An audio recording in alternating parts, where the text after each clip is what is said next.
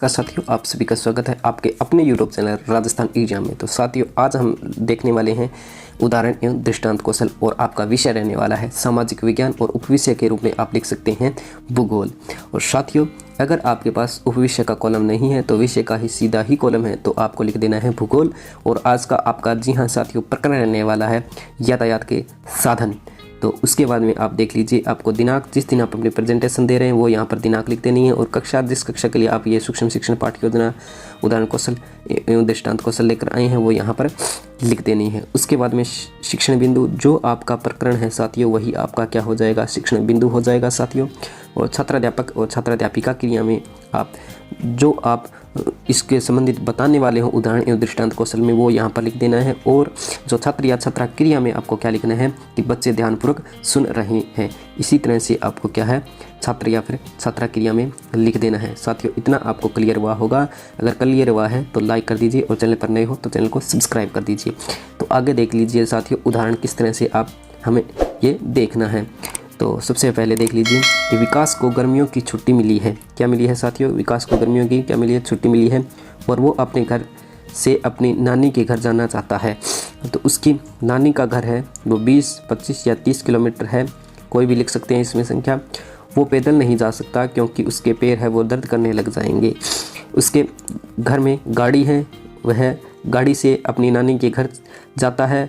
वह आधे घंटे में अपनी नानी के घर पहुंच गया। कितने घंटे में साथियों आधे घंटे में ही अपनी नानी के घर पहुंच गया।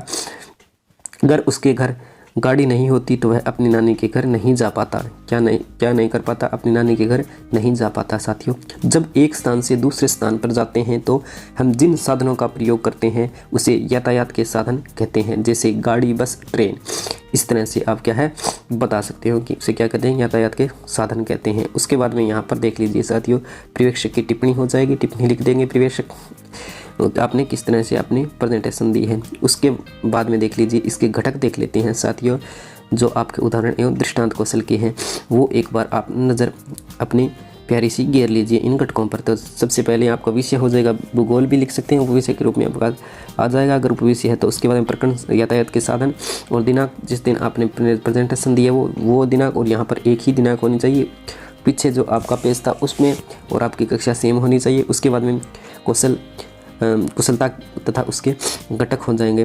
तो सबसे पहला घटक है कि सरल उदाहरणों का चयन होना चाहिए। तो ये जो जिस तरह से आपने अपनी प्रेजेंटेशन दी है उसके हिसाब से आपकी आवृत्ति हो जाएगी साथियों। तो यहाँ पर आपके टिक मिल गया। उसके बाद में आपका नेक्स्ट जो घटक है कि उदाहरणों का रुचिकर होना।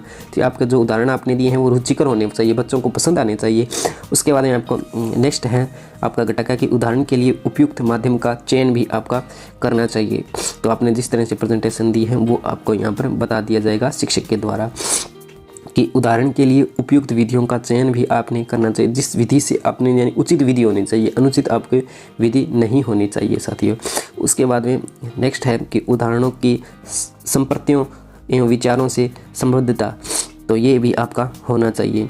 इस तरह से आप आसानी से किसी भी प्रकरण पर बना सकते हैं उदाहरण एवं दृष्टांत कौशल। उसके बाद में आपके यहाँ पर देख लीजिए पर्यवेक्षक की टिप्पणी है वो किस तरह से आपने प्रेजेंटेशन दी है उसके हिसाब से आपको पर्यवेक्षक के द्वारा लिख दिया जाएगा। यानी प्रस्तुतिकरण आत्मविश्वास युक्त एवं प्रभावी रहा। इस तरह से आपको जिस तरह से आपने प्रेजेंटेशन दी है उसके हिसाब से आपको यहाँ पर टिप्पणी मिल जाएगी साथियों। ये आपको उदाहरण एवं दृष्टांत कौशल कैसा लगा। इसी तरह के और भी अधिक कौशल की जानकारी के लिए हमारे चैनल को सब्सक्राइब कर दीजिए और बेल आइकन को प्रेस कर दीजिए। अगर आप अन्य कोई भी प्रकरण पर कोई भी अन्य कौशल देखना चाहते हैं तो हमारे चैनल की जो माइक्रो टीचिंग नाम की प्लेलिस्ट बनी हुई है या फिर यहाँ पर प्लेलिस्ट सब्जेक्ट वाइज प्लेलिस्ट बना दी गई है वहाँ पर आप देखकर आसानी से सीख देख सकते हैं। आपसे फिर मुलाकात होगी एक नई और इंटरेक्टिव प्रकरण पर। तब तक बने रहिए जुड़े रहिए और आनंद लेते रहिए राजस्थान एग्जाम यूट्यूब चैनल के साथ।